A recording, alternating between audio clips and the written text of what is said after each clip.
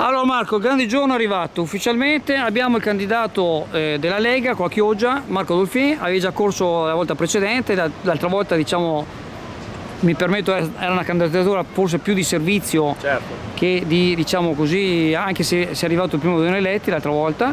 Adesso invece si gioca, adesso siamo in partita, adesso è estremamente importante che la nostra città abbia dei rappresentanti in regione eletti qua dal territorio. Sì, è una partita importante, soprattutto di rappresentanza del territorio, un'area vasta di tutta la provincia di Venezia. Spesso e volentieri diciamo e ce l'abbiamo perché non siamo rappresentati a dovere. Credo e spero che magari questa sia la volta buona, che si possa poter portare appunto la voce all'interno della regione Veneto.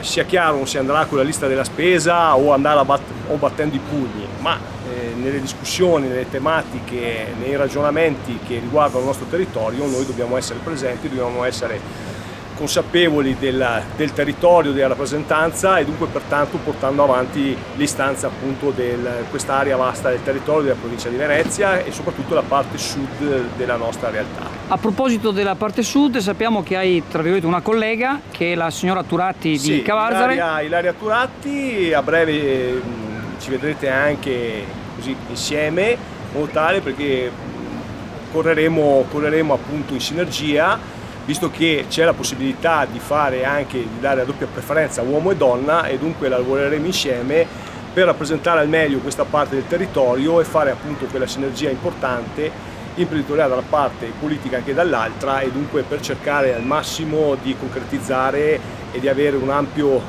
spazio di manovra e di consenso. Spiega bene, perché tu sai che c'è gente che crede semplicemente con la croce di aver dato il voto, invece bisogna anche dare la preferenza. Spiegalo bene. È importantissimo scrivere il nome del candidato o della candidata, perché altrimenti votare soltanto, segnare solo il simbolo del partito di preferenza sì, dà il voto al partito, ma poi dopo viene a mancare quelle figure che magari poi dopo rappresentano all'interno di quel partito e laddove all'interno del Consiglio regionale. Parliamoci chiaro. E dunque serve scrivere il cognome, scrivere belli, tranquilli. È una competizione, scusa se ti interrompo Marco, prego. È una competizione con gli altri rappresentanti degni, perché assolutamente certo, è giusto che devono competere, ma è una competizione tra la città di Chioggia e le altre città. Quindi noi abbiamo l'esigenza che chi vota su Chioggia, su Cavarzare, metta la preferenza, perché altrimenti il vantaggio va a qualcuno di Mestre. In tutta la provincia è ovvio che in tutti i 44 comuni del collegio noi siamo presenti, è ovvio che rappresentanti del territorio, a maggior ragione, questo è diciamo così, il nostro territorio, dunque a maggior ragione è il territorio che ci conosce e ci esprime magari in maniera più dovuta. Ed è per questo che chiediamo all'elettore di ricordare di scrivere il cognome, perché è importantissimo, perché ai fini appunto di essere eletti. Dunque il simbolo e la scritta appunto sul cognome. Il prossimo appuntamento?